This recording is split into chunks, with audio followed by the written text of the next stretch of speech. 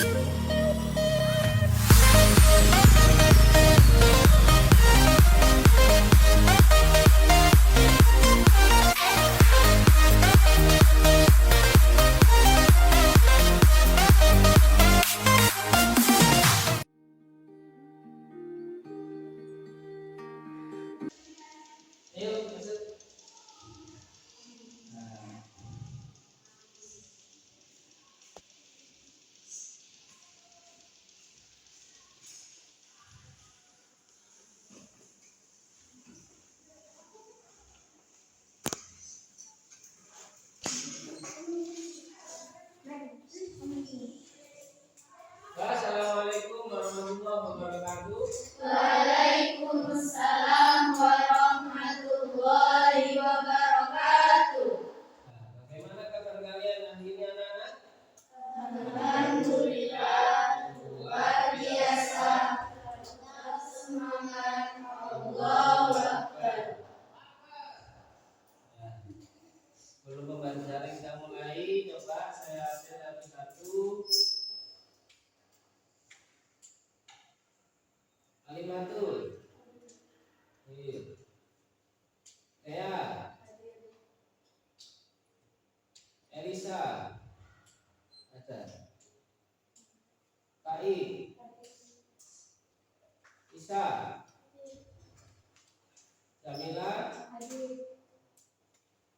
Wailia, Sake, Lila, Meda,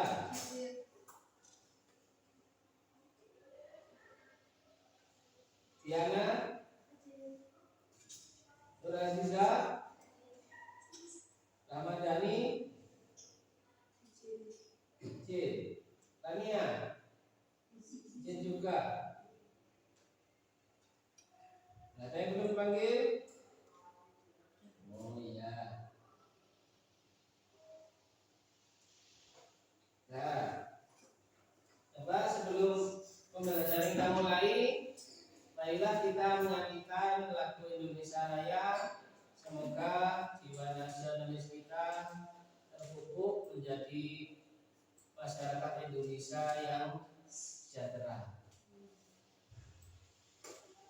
Semuanya mengikuti.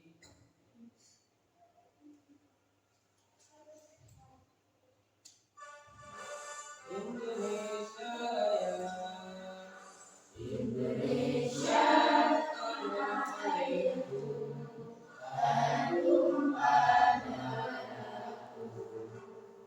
Di sana aku berdiri, terpandu ibu.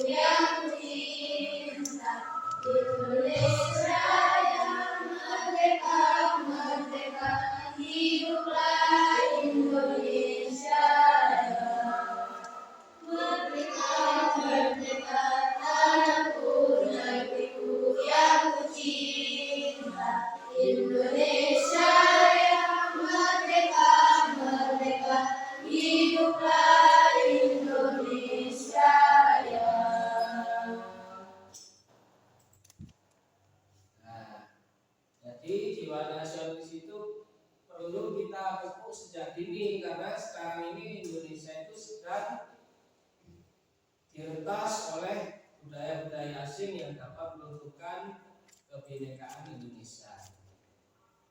Nah, ini cocok dengan materi yang akan kita bahas pada pertemuan kali ini, yaitu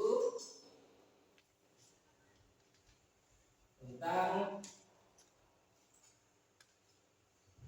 menuju masyarakat yang sehat dan sejahtera. Masyarakat yang sehat itu yang bagaimana? Tentunya yang suka tentang bersih itu bakal apa? Nah, jadi kalau ingin sehat harus suka kebersihan. Coba salah satu contoh tentang kegiatan di lingkungan sekitar kalian yang mencerminkan seseorang itu cinta tentang kebersihan. Coba apa? Satu, Membersihkan lingkungan. membersihkan lingkungan. Apa lagi? Tidak halaman. Apa? Tidak halaman. Membersihkan halaman. Coba itu apa contohnya lagi? Kerja bakti untuk di kampung. Walaupun di sekolah itu kalau bisa, kalau lihat ada lingkungan yang kotor, kalau kalian merasa suka tentang kebersihan dan merasa nanti kalau kalian itu membersihkan sendiri terlalu berat, ngajak temannya, itu namanya kerja bakti. Kalau di kelas, contohnya apa pengamalannya? Membersihkan kelas. Terus ketika pulang, jangan sampai ada sampah yang berserakan. Itu contoh dari kebersihan bakal kesehatan. Kalau kita sudah menyukai tentang kebersihan, tentu masyarakat kita ataupun lingkungan kita akan menjadi sehat. Nah, kewajiban mengisi kemerdekaan di lingkungan rumah. Contoh, lingkungan hidup yang sehat tentunya akan mendorong terwujudnya masyarakat yang kuat. Contoh di sini kalian akan mendaur ulang limbah atau sampah yang dapat merusak lingkungan. Kira-kira ada nggak di sekitar kalian itu yang sampah yang kira-kira bisa dimanfaatkan? Contoh apa, Pak I? Kira-kira yang sering kamu jumpai di sekeliling tempat atau sekolah itu apa? Biasanya sampah apa? Plastik. Seperti plastik apa contohnya? Apa? Seperti apa contohnya? Itu yang biasanya kalian suka beli itu apa? Gelas. Nah itu wadahnya berbentuk seperti gelas atau plastik yang berbentuk plastik. Nah itu kalau dibuang itu 10 tahun sampai 50 tahun tidak akan bisa hancur. Karena itu ada bungkusnya Indomie ketemu di pantai, dan bungkus itu ternyata Indomie tentang atau cetakan sekitar tahun 1970. Nah, kalau sampai 2023 saat ini itu hampir 50 tahun, itu bungkusnya masih, tulisannya itu masih lengkap. Ada logonya, ada expirednya tanggal berapa itu masih ada. Nah, itu menunjukkan bahwa sampah plastik itu tidak bisa dihancurkan atau tidak bisa dimusnahkan. Nah, di sini bagaimana? Didaur ulang. Contoh kayak tadi minuman apa? Ali-ali ya. Itu yang biasanya sering sekarang itu beli apa? Boba ya. Nah, itu bungkusnya itu bisa dibuat menjadi suatu kerajinan. Pak, saya kasih contoh.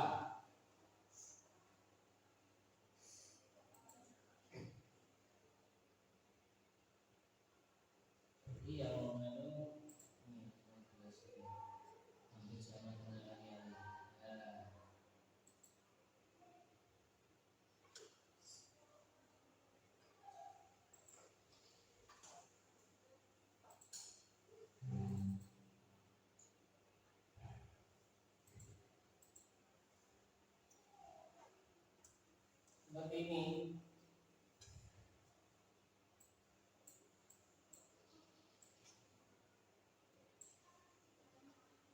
Nah, itu dari bungkus alih-alih. Jadi bisa menjadi apa itu contohnya? Tas atau buat wadah minuman lain. Nah, itu dari bungkus alih-alih. Kalau kalian buang, itu 1 tahun sampai nanti berpuluh-puluh tahun mungkin masih tetap kayak itu. Walaupun dibakar, kalau dibakar itu malah menjadi limbah baru. Karena plastik itu walaupun dibakar kan ada bekasnya ya. Kan gak kayak kertas, gak kayak bahan lain yang dibakar itu habis. Kalau plastik kalau dibakar itu akan timbul limbah lain yang nantinya itu malah bisa berbahaya. Ini kalau didaur ulang malah bisa dimanfaatkan. Tuh contohnya mau batas. Nanti kapan-kapan kita juga akan praktek membuat suatu olahan dari limbah di sekeliling kita. Nah ini buat talam atau piring untuk buah. Nah, masih banyak nanti contoh-contohnya. Nah, contoh lagi kewajiban untuk membersihkan lingkungan salah satunya adalah membersihkan selokan. Itu biasanya yang sering membuang sampah sembarangan itu kalau hujan tentunya sampah itu akan masuk ke selokan.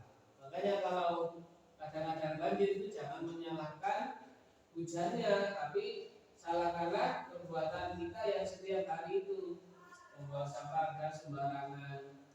Biasanya yang sering itu orang-orang membuang apa kalau di sungai itu?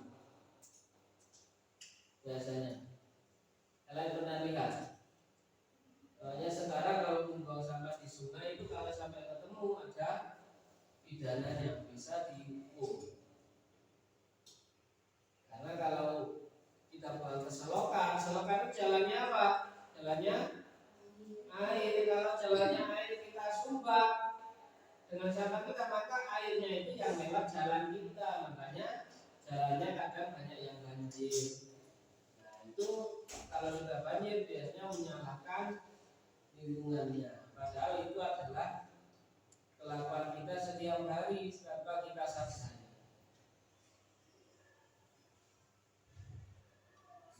Coba sebutkan kewajiban yang dapat kamu lakukan dalam mengisi kemerdekaan di rumahmu. Nah, sebelum kalian menjawab, kemerdekaan di rumah itu maksudnya apa? Kalian kalau di rumah itu merasa merdeka atau merasa senang jika lingkungannya bagaimana? Bersih, lalu tidak kotor, tidak berisik. Nah itu termasuk berarti merdeka. Cara mengisi kemerdekaan di rumah tentunya kayak tadi, membersihkan lingkungan rumah, jangan sampai ada sampah yang berserakan. Padahal kita sebagai umat Islam itu ada semboyan yang apa? An-nadhafatu minal iman. Jadi kebersihan adalah sebagian dari iman. Kalau kita lihat itu di daerah Jepang itu setiap sudut-sudut tempat itu tidak ada tempat sampah. Padahal kalau di sini kan tiap tempat kan ada tempat sampah ya. Kalau di Jepang tidak ada tempat sampah, tapi kita lihat bagaimana suasana lingkungan orang Jepang.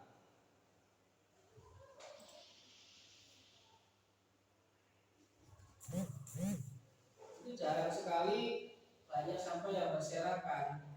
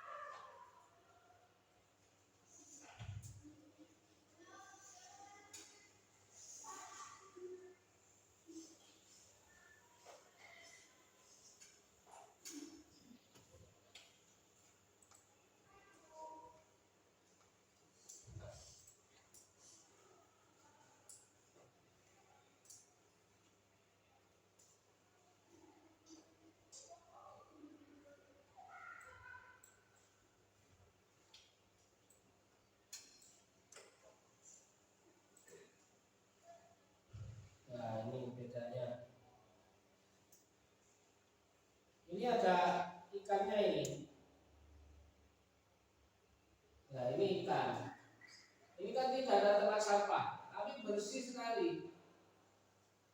Nah, di tiap sungai ini bukan sungai, ini selokan biasa, tapi ada ikannya, banyak ikan hiasnya. Kalau di sini kan tiap selokan pasti kalian buangi bungkusnya liali, bungkusnya cilok ya. Pokoknya ada air mengalir pasti dibuat buang sampah. Nah, makanya nanti ketika airnya lewat tersumbat, airnya lewat sini, lewat jalan sini. Ini kebiasaannya orang Jepang itu kalau membuang sampah itu biasanya di sakunya sendiri. Baru nanti ketika nyampe rumah dibuang ke tempatnya. Jadi tidak sembarang tempat. Karena kalau walaupun di sini dikasih tempat sampah, pasti kalian nanti lemparnya kadang sembarangan. Jarang yang masuk ke tempatnya.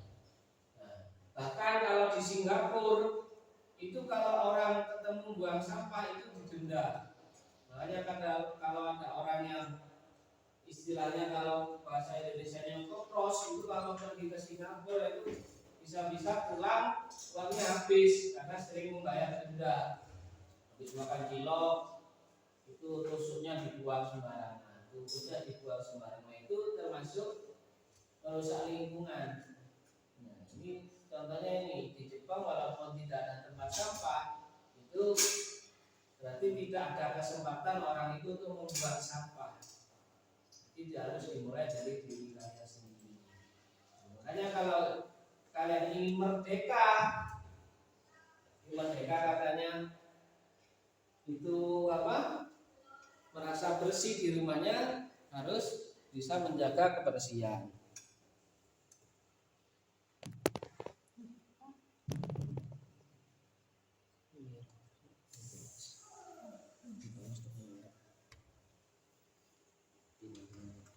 Dibaca dulu materinya, kalian baca dulu, nanti ada pertanyaan yang harus bisa kalian jawab. Kita dibuka dulu hasil tulisannya masing-masing, atau bisa membaca teks yang ada di slide ini. Nanti hal-hal yang kurang paham kalian ingkari untuk nanti kalian tanyakan.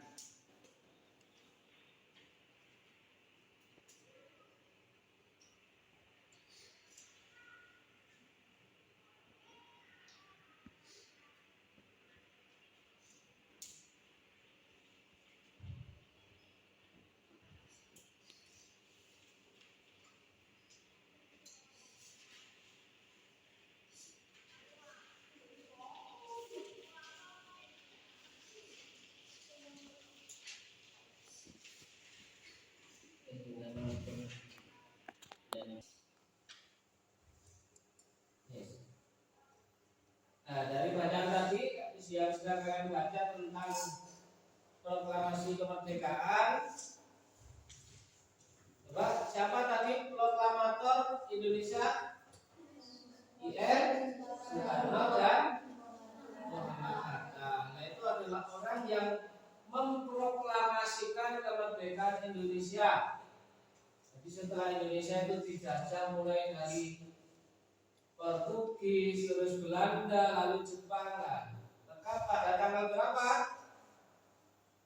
Tanggal berapa Indonesia merdeka? 17 Agustus 1945. Itu maka muncullah proklamasi kemerdekaan Indonesia yang diprakarsai oleh I.R. Soekarno dan menjadi Presiden Indonesia yang pertama. Jadi Presiden Indonesia ini selama ini ada berapa orang? Ada yang tahu? Berapa jumlah presiden yang sudah memimpin Indonesia? Berapa? 7. Ayo siapa yang pertama tadi? Soekarno. Yang nomor 2 ada yang tahu? Ada yang tahu nomor 2? Yang nomor 2 ini memimpin Indonesia hampir 35 tahun. Makanya beliau disebut Bapak Pembangunan Indonesia. Tapi orangnya sudah tidak ada sekarang. Ada yang tahu? Ada yang tahu? Namanya hampir sama, awalnya S, belakangnya juga U. Siapa? Soeharto. Soeharto. Nah, Bapak Soeharto ini adalah Presiden Indonesia yang kedua. Beliau memimpin hampir 35 tahun. Makanya dinamakan zaman Orde Baru. Lalu setelah Pak Soeharto turun, ada presiden yang ketiga. Presiden yang ketiga ini adalah presiden yang IQ-nya itu tercerdas se-Indonesia sampai sekarang. Bahkan beliau mau dibeli oleh Jerman untuk dijadikan warga sana. IQ-nya itu melebihi rata-rata. Saya tahu siapa? Beliau adalah pencipta pesawat Indonesia yang pertama. Siapa? Siapa? Nah, B.J. Habibie, atau nama lengkapnya Baharudin Yusuf Habibie. Ini yang suka lihat film pasti pernah tahu filmnya, yaitu apa namanya judulnya?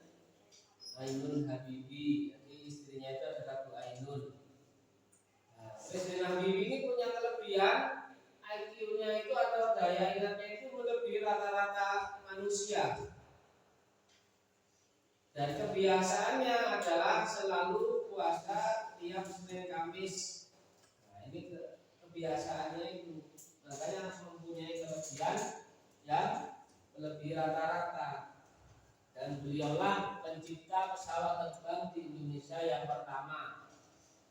Sampai-sampai punya namanya PT Dirgantara yang menjadi cikal bakal pesawat Garuda Indonesia. Ini dulu budaya di Jepang, bahkan sama orang Jerman, bahkan sama orang Jerman mau dijadikan warga sana, tapi Habibie nggak mau, malah cinta kepada Indonesia. Dan pernah menjabat jadi Presiden Indonesia walaupun cuma 8 bulan, menggantikan Presiden Soeharto tadi. Lalu presiden yang keempat, ada yang tahu? Beliau adalah cucu dari pendiri NU atau Kiai Haji Hasyim Asy'ari. Siapakah beliau? Ayo, siapa? Beliau adalah Presiden Indonesia yang keempat. Beliau adalah seorang cucu seorang kiai. Siapa? Beliau ini punya ilmu yang dinamakan ilmu laduni. Bisa mengetahui sesuatu yang akan terjadi di masa mendatang. Kadang-kadang omongannya terbukti. Bahkan sekarang banyak yang terbukti. Walaupun omongannya nyeleneh, kadang-kadang secara dipahami orang waktu itu, tapi ketika di masa mendatang banyak yang terjadi. Siapa beliau? Ada yang tahu? Beliau asalnya dari Jombang, keturunannya Kiai Haji Hasyim Asy'ari. Siapa? Ada yang pernah ke makamnya waktu ke Wali? Siapa? Siapa? Siapa? Yang keras? Gus Dur. Atau nama lengkapnya siapa? Kiai Haji Abdurrahman Wahid. Nah, itu masa Presiden Indonesia nggak tahu kalau personilnya apa? Tahu semua. Personilnya apa loh biasanya? Nah, Presiden yang berapa tadi? Keempat. Nah, itu harus kita banggakan karena beliau adalah cucu dari pendiri NU. Beliau juga seorang kiai. Nah, presiden yang kelima ini adalah putri dari ini. Siapa ini? Ya, Soekarno. Siapa presiden yang kelima? Satu-satunya presiden perempuan. Siapa? Siapa tadi?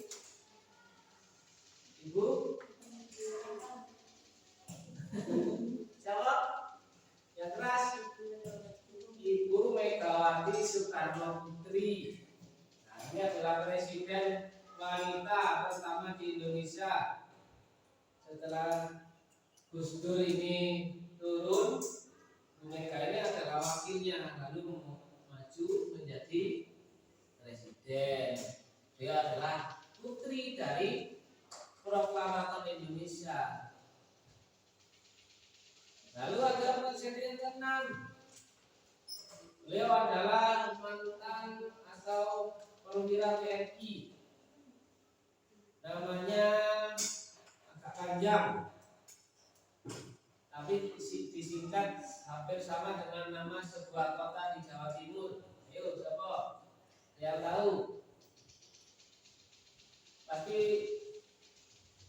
waktu kalian lahir ini mungkin beliau ini masih menjadi presiden waktu itu.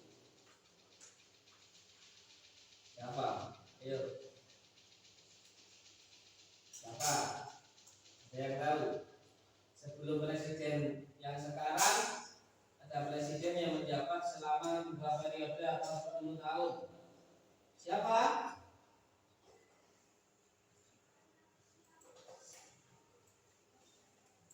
Ini.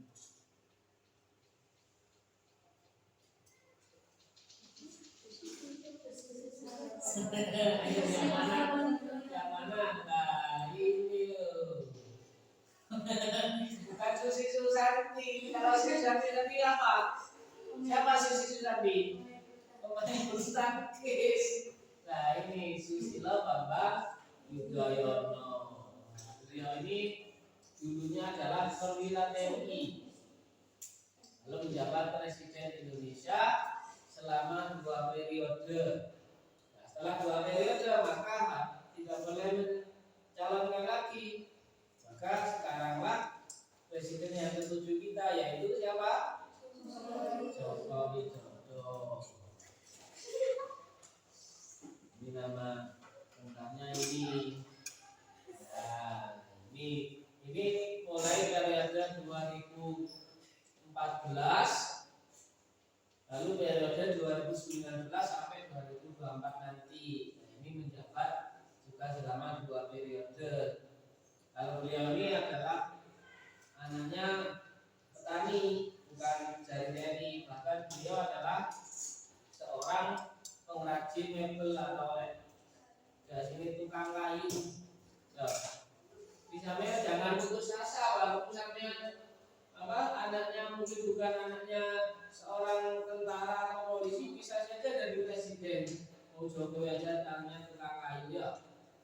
Hampir sama dengan kita, masih anaknya tukang macul, anaknya tukang tukang ngebang ya, anaknya tukang kayu, anaknya tukang ngebuat, tukang ngepung foto macam-macam ya. Nah, itu kalau kita kuliahnya itu sekolahnya itu bisa dicamalkan dan ilmunya bisa menjadi seorang presiden.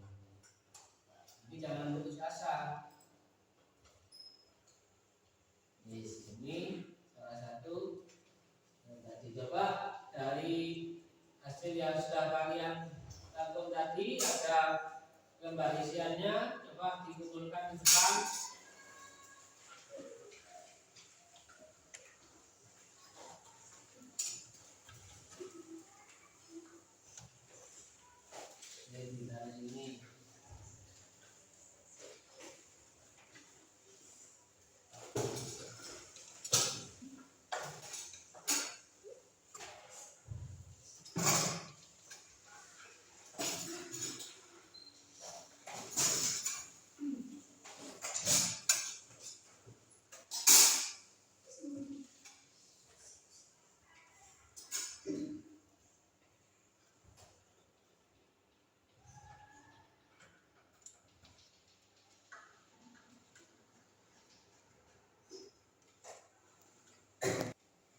Untuk menjaga hutan ada melaksanakan reboisasi. Apa reboisasi itu? Ada yang tahu? Penghijauan. Reboisasi itu adalah istilah untuk penanaman hutan kembali. Jadi maksudnya ketika hutan itu kayunya ditebang atau dipanen itu harus segera ditanami lagi. Makanya banyak terjadi longsor karena kayu yang ditebang, banyak kayu yang ditebang tapi tidak segera ditanami, atau nebangnya langsung serentak, tidak ada yang disisai. Makanya kalau kayu itu hilang atau kayu itu enggak ada, itu air yang masuk itu nanti tidak akan diserap oleh akar karena sudah gundul, terjadilah longsor. Itu makanya harus dilakukan reboisasi.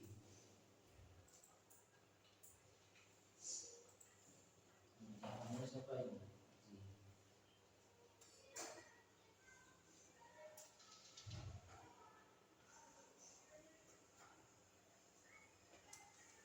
Nah, sudah nanti setelah ini pada pertemuan berikutnya nanti akan kita pelajari tentang mendaur ulang apa lagi? Botol apa tadi? Botol aqua atau botol ali-ali. Kalau yang biasa bikin atau beli boba, nanti botol bobanya di bawah ya. Nah, sebelum pelajaran kita akhiri, marilah kita baca alhamdulillah bersama-sama. Lalu ada yang menyiapkan berdoa. Siapa?